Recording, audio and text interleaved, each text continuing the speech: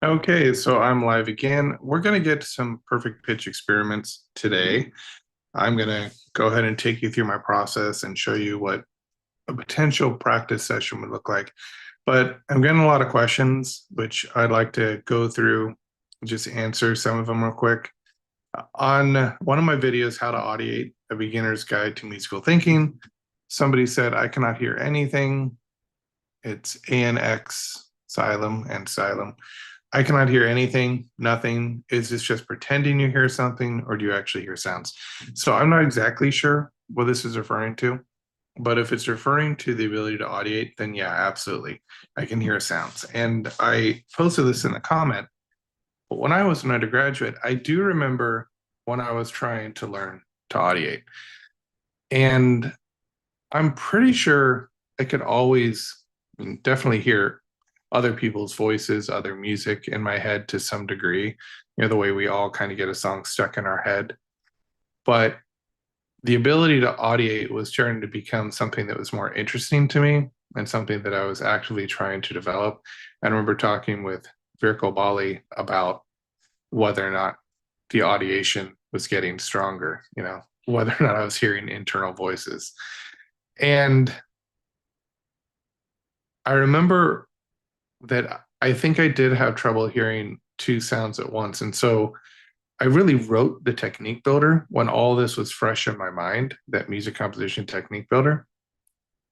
And I did it as a way to kind of document my own progress, my own path, and also to show other people how to do it. I'm kind of glad I did that because, as you can see, it's been decades since I developed it initially. So it's hard to remember a little bit what it was like when I first started. But I think I had trouble hearing multiple lines. And so one of the first things I know I did was I just heard a drone, and I didn't even need to get a particular pitch on the piano because I wasn't trying to develop perfect pitch like we're doing today, but I'm going to talk about what that means, So I would try and hear that single drone and hold it out. And then I try and hear another layer on top of it. Like if I'm playing something like this, there's your drone, then I might hear just kind of at intervals, playing around with it, trying to hear those various sounds. And so once I could do that, I felt like I had some trouble with that. So I actually switched it up and then I went to hearing a drone with a rhythm, which was a little easier. Then I added a second voice, third voice, and I kept developing it over the years.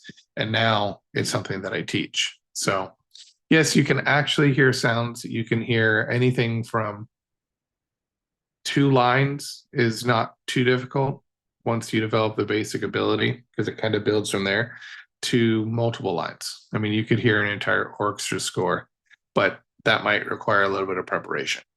So, yes, if you are wondering, it is something you can develop. If you can hear nothing at all, start with other people's voices. Start with something that you're very, very, very familiar with. Listen to something in the wild. Tap on your desk and try and hear that playback in your mind. That's one way to start. So I do know of some people that can't hear anything in their mind. I remember I was in school and there was someone in one of my ear training classes who said they don't have an internal voice. They kind of thought in pictures, but they never heard themselves speaking inside their own head. And really never did anything like that. So they couldn't preview a melody in their head. And so this person had to work on it, but they were able to eventually develop the ability to hear things internally. So I think anyone can. So then on the day two perfect pitch experimentation, space versus pitch, commented space versus pitch 4028. Said this is a fantastic approach. Really, I did tons of this kind of listening for years with a fair amount of success. Yeah. So, the thing about this, I know that you can get success doing the basic stuff I've been doing right now. And what I want to test is actually beyond these basic techniques I'm showing you right now. I want to test what happens with some of the more advanced ones, but I'm also taking you on a little bit of a journey with me. And so some of these exercises are going to start out very simple, because if you're going to follow along with this and have a chance to benefit from it, and if I want to try and make it beneficial for the most amount of people as possible, then I want to start really at the very beginning and show you essentially everything that I understand can help with perfect pitch training. I want to eliminate a lot of the things that don't work. And so this goes to Yuri's question, Yuri F. Silva, 20. So he's been talking to me about how he has this ability to hear certain notes, and it sounds like they're mostly diatonic with the exception of F sharp. See, I've been reading what you're posting here. Okay. And to me, that makes a lot of sense. So I would have to actually test Yuri. I would have to have him in here and I'd have to say, okay, play this note, play this note, play this note. But I did listen to one of your videos, and what I'm noticing is that you have a very good ability to recall pitches. Like, you are hearing the difference between tones, but it's taking you a few seconds. And people with perfect pitch, they don't have to listen to the note and say, hold on, let me think about it. They just kind of instantly know. And I know this from working with lots of people with perfect pitch over the years. I mean, they are my students. And so at the university, we have conversations, I could learn from them. And I started to paint a little bit of a picture of what people with perfect pitch hear. And it's not what people who have learned perfect pitch hear. We can talk about, well, it's your emotions, there's an emotional attachment, try and hear it as many ways as possible. I've heard this technique where you try and make a vowel sound or a consonant sound, just a short phoneme almost, that imitates the sound you think you're hearing. And these are all techniques that I understand have had results for people, but I'm not interested in testing them. And so he was asking, what exactly am I trying to do here? I, first of all, don't believe that perfect pitch as an adult can be learned the way a baby can. And I do think there may be a genetic component, but I also think it's mostly going to be nature and whether or not that child is exposed to the right things at the right time and what those things are. There's a lot of research to suggest what works, and I've been trying that on my child, so I'll let you know in a couple of years. But, regardless, these techniques open up the ear. But here's the problem with most of the perfect pitch training as I see it. And I'm no expert on perfect pitch. I know a lot about it. I don't have it myself, but I have a really strong relative pitch. And the thing about that is, just making sure. Okay. So I have a really strong relative pitch. And I feel confident to talk to you about relative pitch, to teach you how to develop your ear, to do things like this. When it comes to perfect pitch, I only have research.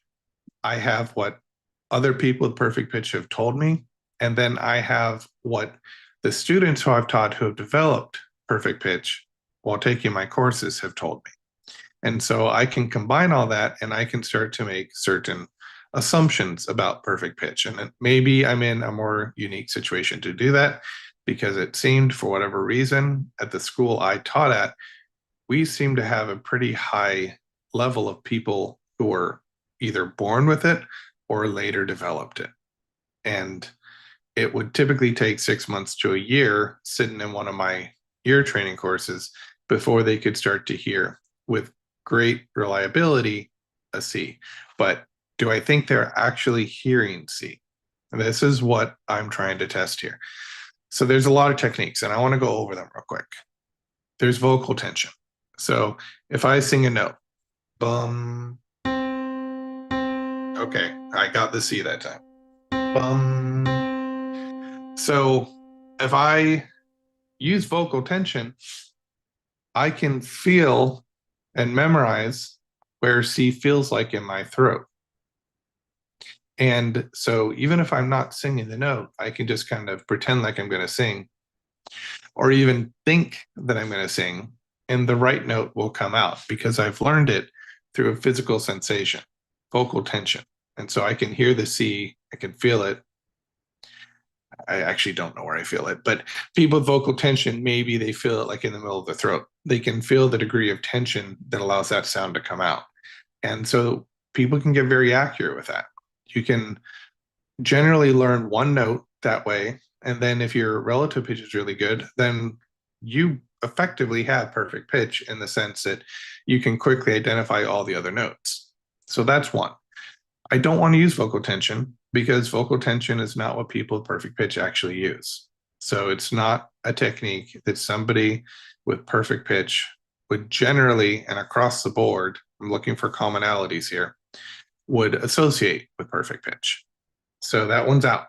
Anything that uses vocal tension, I'm not interested in. Okay. So there's another one I've heard where you say, okay, a C sounds like wow, wow, wow, or a D sounds like da, or whatever you want to use. So I think this is a form of muscle memory because if you make a certain formation with your tongue, then you're more likely to zero in on a specific note. So if you know that C sounds like da, then I can kind of get used to the sensation of where that is in my face and my cavity. And with enough practice, I can learn to associate the sound of D, for instance, with da, right?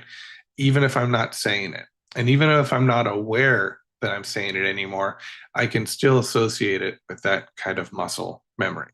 And so that's out because you're not trying to, I don't think with perfect pitch, if you want to develop a real fluid form of it, you can use a technique like that because it will eventually just become this thing where you're just using muscle memory to try and replicate pitches. You're not actually hearing the pitches. If we were to take you out of your body, you wouldn't be able to identify the pitches if you're doing something like that. There's another method where people are actually sensing the vibration of a pitch. Beethoven, we think, may have done this towards the end. He was in a rehearsal and there was a vocalist, and he knew the vocalist was singing out of tune. And this is a soprano. So if you've ever been in the room with a soprano and stood in front of them, there's quite a lot of vibrational action coming at you. And so you can learn to identify pitch based on vibration. Again, though, this isn't perfect pitch. And so I think all these techniques, one of the giveaways that can let you know, okay, this is a person who has perfect pitch. They learned it really early or they were born with it. Whatever you believe there. Science seems to suggest that it's developed, but there's also some evidence that maybe it's gene-based. So wherever you stand on that, that's beside the point. But there's a difference between people who are born with it and people who develop it later. Even people who get really good at it, they always have a little bit more of a delay between when they hear the note and when they can identify it. Why? Because they're testing whatever trick they've learned to identify that note. And great musicians will do this. They get to a point where many of them have kind of this innate sense of pitch and even perfect pitch, but it's based off something physical, or some trick that allows you to get into the note. So bottom line, what I was trying to say here is that someone with perfect pitch instantly knows it, just doesn't even have to think about it. Split second, less than 200 milliseconds after that note sounds, they know what it is. I've actually done experiments with some people with perfect pitch where you can take a note and you can cut it in a sequencer. So you don't get the articulation, you just get the middle of the note. And I don't have enough people where I was actually able to test this on to know for certain, but it seems like cutting off the front of the note makes it just a little bit harder to hear it, but someone with perfect pitch still does it. So it's my belief that if you have perfect pitch, very quick. If you have a learned perfect pitch, what I'm calling tone awareness, then what you have done is developed some sort of technique that allows you to hear the pitch. However, having said that, when I eliminate all those other exercises and I do some of the more traditional ones, comparison type drills, things like that, what I've been doing on day one and day two, I do hear differences in tone quality between the pitches. I can't memorize it, but maybe with enough time, you can become so familiar that you recognize them. It's kind of the example I gave with twins. You know, if you have two identical twins at first, they're going to look the same. But the more you get to know them, the more differences start to come out, both visually and through personality.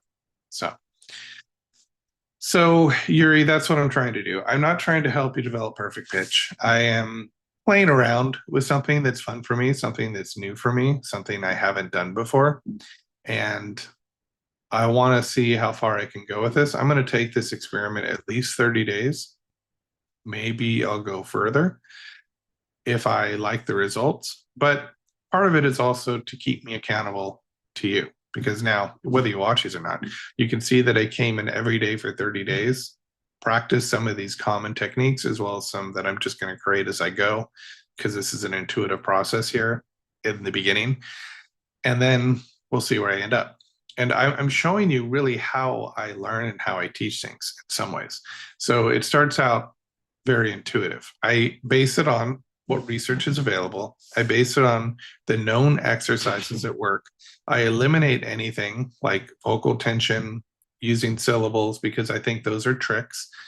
And so that's not what we're trying to test here. We're not trying to test your ability to memorize where something feels in your body. We're trying to memorize, actually determine, can you actually hear these notes? And, you know, we're going to go from there. But once that stage is finished, I go back and I say, okay, what worked? What did it? I determined, okay, these exercises worked. Now I have to try it with other people and see if they work with other people. And that's really how my relative pitch course was formed. But see, I had 8 years in a university with willing subjects to kind of go through these exercises. We figured out what worked together. And now that's why you have that course, like the Flawless course. I think potentially, if we get a lot of comments about your experiences, I will be able to take that information and maybe even work out a course that gets you quicker to whatever the end result of this experiment is. And I'm not going to say what it is. You know, I don't know, but we're going to play around with it and see what happens. All right. So we've been working on C and D. We're going to get to these exercises now. And I'm just going to play them short. I'm playing them short because I do believe that the longer you listen to it, the less you hear the actual note. I think it gets obscured. The other thing is I'm using an electric piano. You see, I'm just loading up a basic sampler from Logic, or this is actually GarageBand. Let's make sure it's all set up. But in my opinion, when it comes to perfect pitch, I don't think you need a full acoustic piano. I think it is perfectly fine to use really something that has less overtones. I think that's actually better because we're getting to the sound. Now, I know David Lucas Bird says this, and I'm going to hear comments on that about how you shouldn't use like a sine wave, things like that. I agree with that. That's stripping too much information, but you should use, I think, an instrument that doesn't have too much extra information in it, because we're trying to get to just the root of that note. What is it? And very quickly. All right, so I'm going to try and do something here. And we're going to get into these exercises.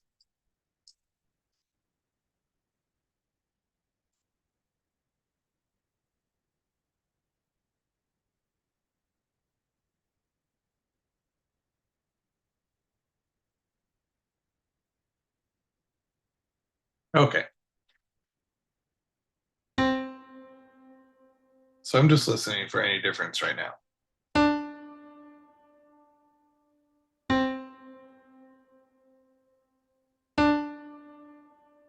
I don't know about you, but I hear a difference.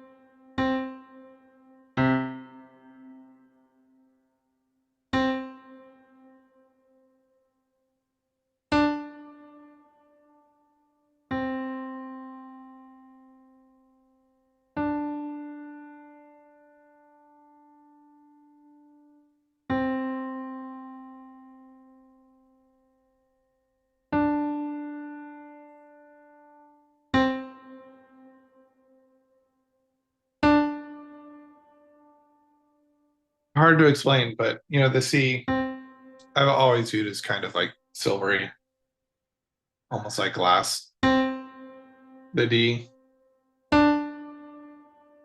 just more sunken in. It's hard to explain, but I'm just, right now, I'm intensely listening. But later on, I'm going to stop listening so intensely.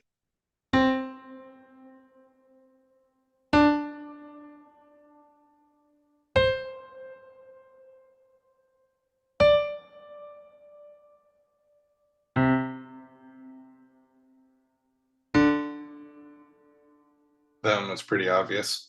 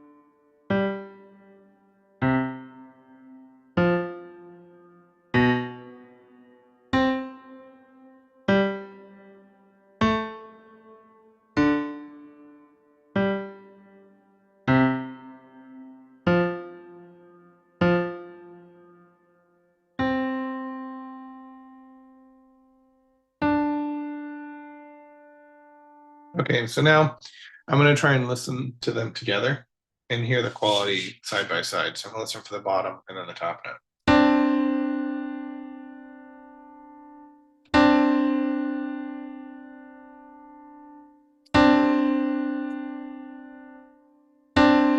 I actually think you should avoid singing.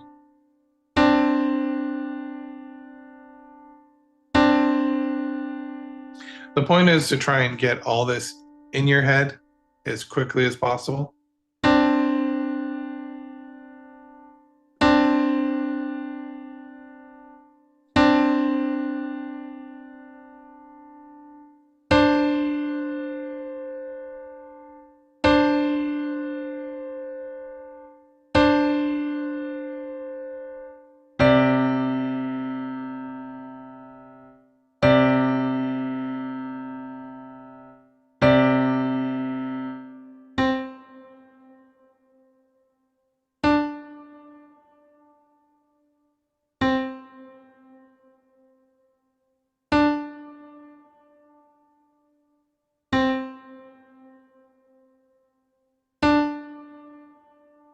So I do hear a difference between these two notes.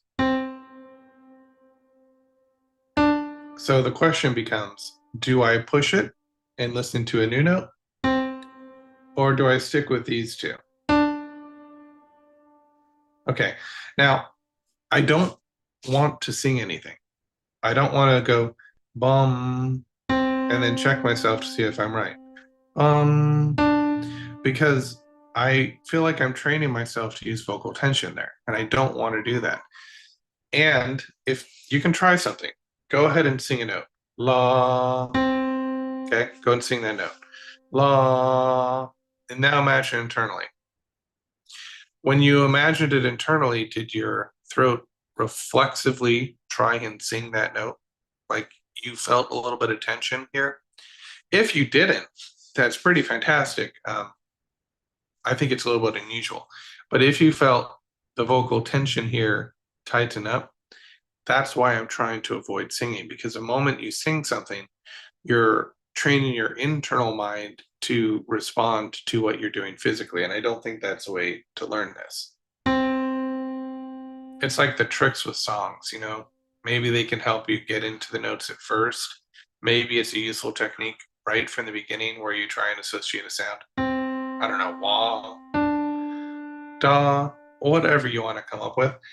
Maybe that's useful at first just to know that there is a difference, but I think you got to get away from that pretty quick, because if you start relying on this ability to use any type of physical response, muscle memory, vocal tension, vibrational awareness, all these things are going to take you away from actually hearing the note. Because think about it, you're now focusing on something other than the note. You're not focusing on just the quality there.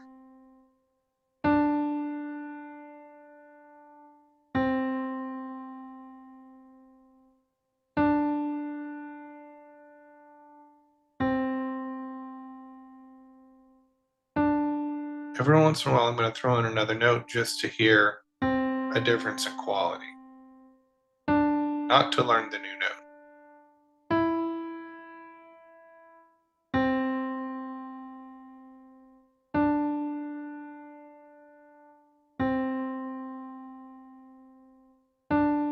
Just kind of close your eyes and listen to this.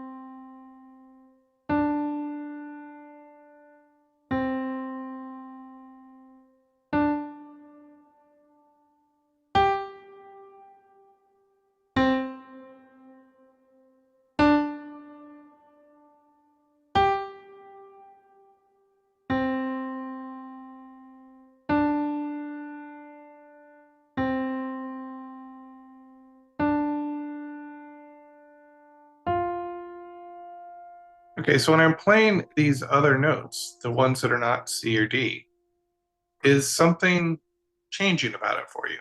Are you hearing something other than C? Don't describe it anymore.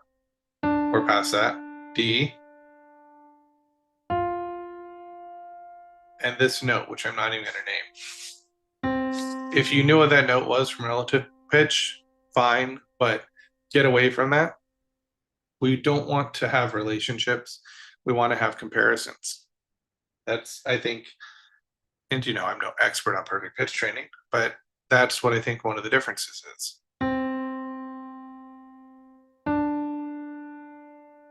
We're going to do short ones now.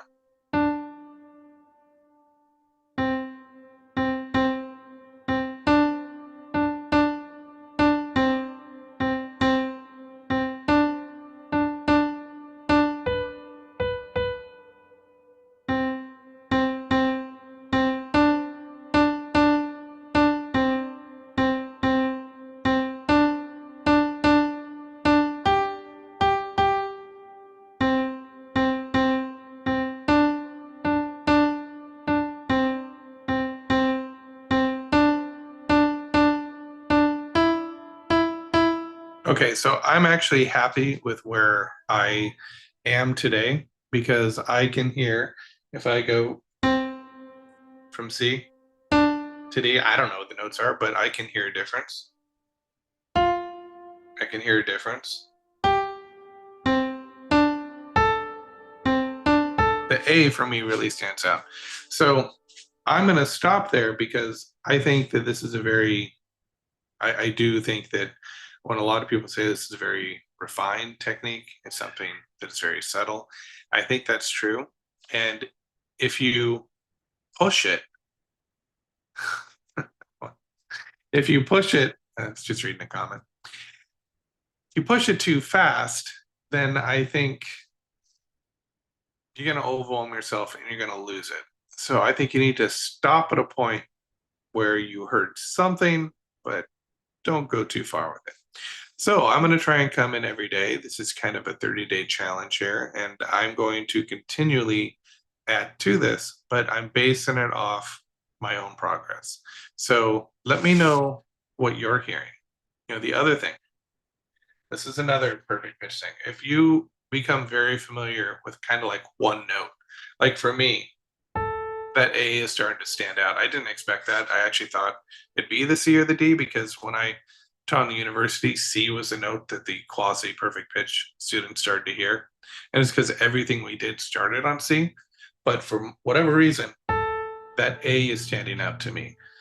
So what can happen is whatever pitch starts to stand out to you, you can start to use relative pitch to figure out the other notes. And I think when we're dealing with somebody who will say something like, well, I can hear a few notes with perfect pitch, that immediately to me tells me you're not hearing perfect pitch because you are selectively choosing just a few notes you can hear the colors for, and then the other ones you can't hear a difference.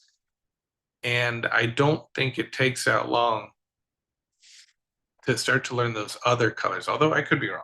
But I think what happens here is I've heard this a lot. I've heard someone on my channel recently comment about this.